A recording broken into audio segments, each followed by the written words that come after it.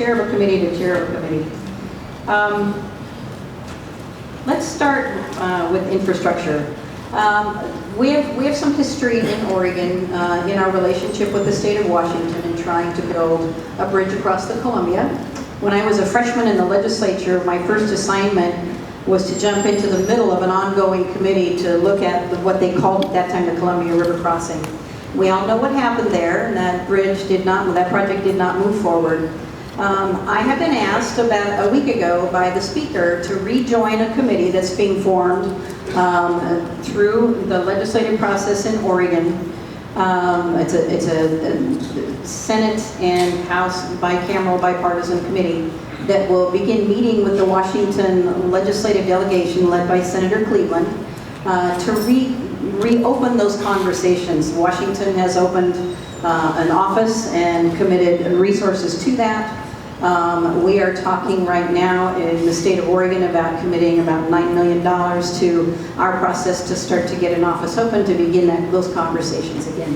Could you talk to us a little bit about, in your capacity, what the potential may be for replacing this ancient piece of infrastructure across the Columbia, the role that you may be able to play in that? Well, I'm actually meeting with some folks from the Oregon Transportation Commission and ODOT tomorrow to talk about this very issue.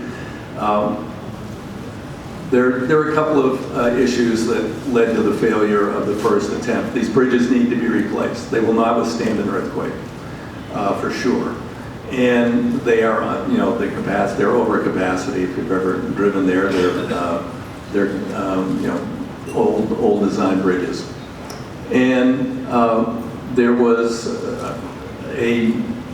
unfortunately, the way this was approached was, we said, well, we've got to replace the bridges, and let's put engineers on it. And so they came up with a proposal to try and solve every present and future traffic problem through 20 miles of North Portland and up into Vancouver, including replacing the bridges.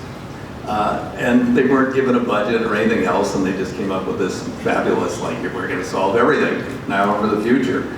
And when they first came in to see me about it, they said, well, we're going to go over the Columbia River, and it's going to cost $4 billion. And I said, $4 billion to cross the Columbia River?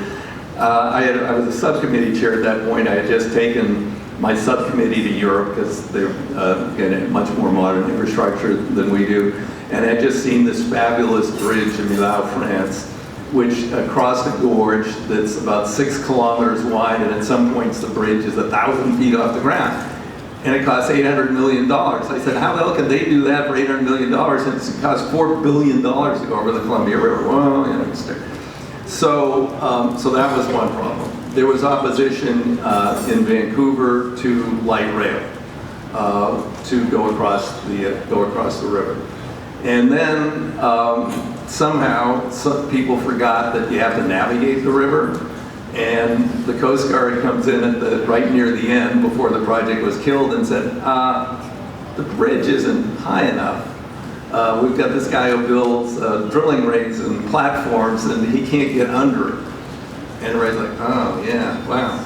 So, okay, it failed. We still need to replace the bridges. We've got to make another run at it.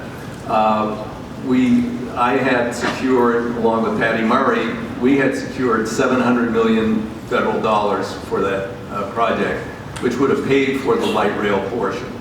But again, there was opposition on the other side of the river to light rail. I'm not sure that issue has been resolved yet, but I fully support approaching it again. I want to approach it in a cost-effective and innovative way.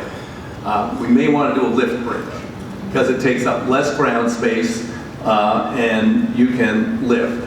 And you don't have to lift it very often.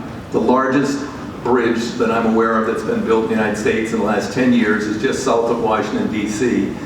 I don't know if they've ever lifted it, but it's at 1.8 lines, I think might even be 10 lanes wide with the turnoff lanes and everything else. And it's a lift bridge. And again, because they didn't want to have a huge ground footprint, they wanted to minimize all that impact. So I think we've got to approach it with an open mind and a new slate, and hopefully we can get it done this time. Thank you, Peter. We're being called into